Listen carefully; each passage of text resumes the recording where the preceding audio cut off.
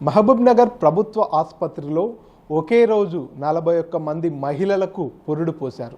గతంలో ఇదే ఆసుపత్రిలో 44 మందికి 24 గంటల వ్యవధిలోనే పురుడు పోసినటువంటి పరిస్థితి.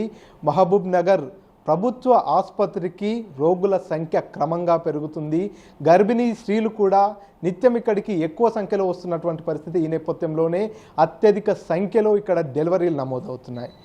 మహబూబ్నగర్ ప్రభుత్వ ఆసుపత్రిలో ఉన్నటువంటి వసతులు ఏంటి, వచ్చే రోగులకు ఎటువంటి వైద్యాన్ని అందిస్తున్నారు, ఇంకా ఎలాంటి సమస్యలు ఉన్నాయనే విషయాలపై మాట్లాడదాం. ప్రస్తుతం మనతో పాటు మహబూబ్నగర్ జనరల్ ఆసుపత్రి సూపరింటెండెంట్ ఉన్నారు.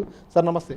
నమస్తే సార్ చెప్పండి, ఒకే రోజు గతంలో 44 మంది మహిళలకు పురుడు పోశారు, ఇప్పుడు 41 మందికి 24 గంటల వ్యవధిలోనే పురుడు పోశారు. ఎట్లా అనిపిస్తుంది? Well, happy to say that ప్రభుత్వం తీసుకుంటున్న చర్యలతో ప్రజల్లో ఒక నమ్మకం ఏర్పడింది. ప్రభుత్వ దవాఖానాలలో మెరుగైన వైద్య సేవలు అందుతున్నాయి. దానివల్ల వాళ్ళకు మెరుగైన వసతులు కల్పించుకుంటూ ఈ ఫుట్ మార్క్ని చేసినందుకు చాలా హ్యాపీగా ఫీల్ అవుతున్నాం. సో ఇక్కడికి వచ్చేటటువంటి రోగుల సంఖ్య కూడా క్రమంగా పెరుగుతున్నట్టుగా తెలుస్తుంది. గతంలో 44 మందికి డెలివరీ చేశారు, ఇప్పుడు 41 మందికి. రోగుల సంఖ్య పెరిగినప్పటికీ పరిసర ప్రాంతాల పరిశుభ్రత కావచ్చు, కొన్ని మౌలిక సదుపాయాల కల్పనలో ఆసుపత్రి సిబ్బంది అంతా కూడా పూర్తిగా ఫెయిల్ అవుతున్నారు. చాలా ఇబ్బందులు ఎదురవుతున్నాయంటూ కూడా రోగులు చెప్తున్నారు. ఎందుకు ఆ పరిసర ప్రాంతాలన్నీ పరిశుభ్రంగా ఉంచలేకపోతున్నారు? సిబ్బంది కొరతనా ఏంటి సార్? డెఫినెట్గా ఇక్కడ సిబ్బంది కొరత చాలా ఉన్నది.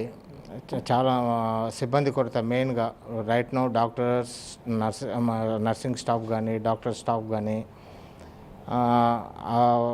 ప్రాబ్లం అనేది బిగినింగ్కి వెళ్ళి ఉన్నది. అవన్నీ అధిగమించుకుంటూ స్టెప్ బై స్టెప్ పోతున్నాము. రెండవది పరిశుభ్రత అంటున్నారు. ఇప్పుడు లాస్ట్ 2 మంత్స్కి వెళ్ళి ఎడతెరిపి వర్షాలు ఉన్నాయి. ఎంత క్లీన్ చేస్తున్నా, ఎన్ని చర్యలు తీసుకుంటున్నా కూడా కొద్దిగా ఏమవుతుందంటే వెట్నెస్ అనేది అది తగ్గటం లేదు. ఎందుకంటే బికాజ్ ఆఫ్ క్లైమేట్. అంతేగాని డెఫినెట్గా ఎక్కడిది అక్కడ మా ఆర్ఎంఓ టీం కానీ మా టీం కానీ as a superintendent, sanitary inspectors కానీ వీళ్ళందరూ నిరంతరంగా 24 గంటలు కృషి చేస్తున్నారు హాస్పిటల్కి బేసిక్ మౌలిక వసతులు అన్నీ కల్పించాలని. సో మారుతున్న సమాజంలో ఆధునికత ఎక్కువైపోతుంది. ప్రైవేట్ హాస్పిటల్లో పూర్తిగా అత్యాధునిక టెక్నాలజీతో కూడుకున్నటువంటి మిషనరీ కూడా అందుబాటులో ఉన్న నేపథ్యంలో చాలామంది ప్రైవేట్ ఆసుపత్రి వైపుకి వెళ్తున్నారు. ప్రభుత్వ ఆసుపత్రిలో ఎటువంటి ఎక్విప్మెంట్ ఉంది? ఇక్కడ ప్రైవేట్ హాస్పిటల్కు ధీటుగా వైద్యం అందించేందుకు ఎటువంటి సదుపాయాలు ఉన్నాయి? డెఫినెట్గా మేము ఇక్కడ ప్రైవేట్ ఆసుపత్రుల ధీటుగానే మేము నడిపిస్తున్నాం ప్రభుత్వ దవాఖానకి. ఎక్విప్మెంట్ వైజ్గా కానీ టాలెంట్ వైజ్గా కానీ ప్రతి ఒక్కటి డెఫినెట్గా we are doing our best job and we are delivering our health care system to the poor people of our district. ఎట్లా ఉంటుంది సార్ ప్రొసీజర్? ఎట్లా ఉంటుంది? వచ్చే ఒక గర్భిణీ స్త్రీ ఇక్కడికి డెలివరీకి వచ్చినప్పుడు ప్రొసీజర్ ఎట్లుంటుంది? వాళ్ళ పట్ల మీ ఆసుపత్రి సిబ్బంది కావచ్చు, డాక్టర్లు తీసుకునే జాగ్రత్తలు?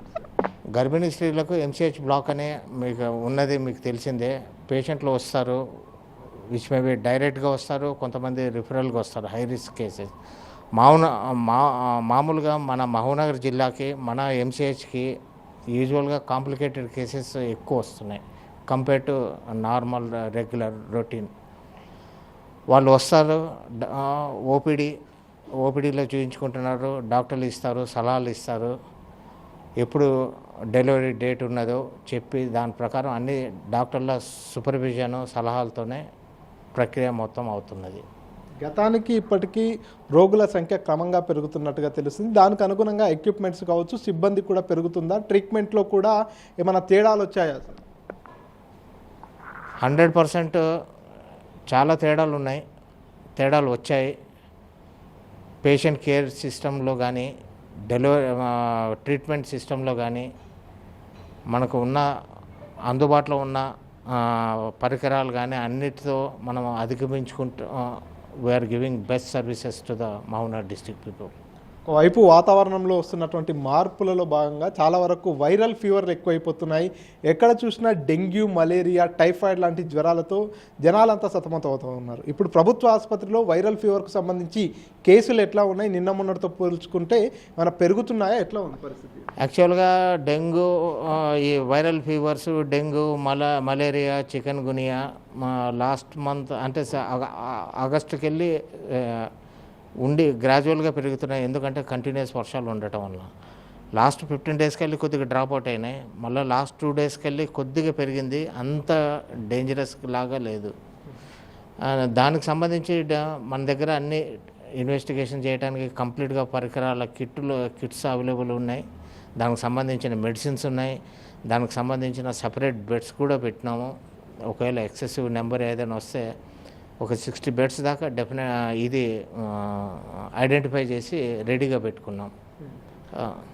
ఈ విష జ్వరాల బారిన పడకుండా ఉండాలంటే జనాలు ఎటువంటి జాగ్రత్తలు తీసుకుంటే బాగుంటుంది?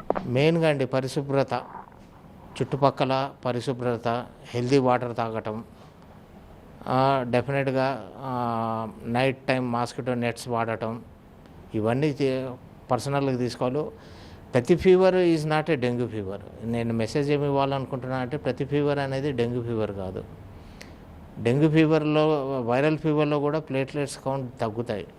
కంటిన్యూయస్గా 3 days high rage fever with chills, rigors, దాంతోపాటు WBC కౌంట్ అనేది తగ్గుతూ వస్తుంటే ప్లేట్లెట్ కౌంట్ తగ్గుతూ వస్తుంటే డ్రాస్టికల్గా అప్పుడు అలార్మింగ్.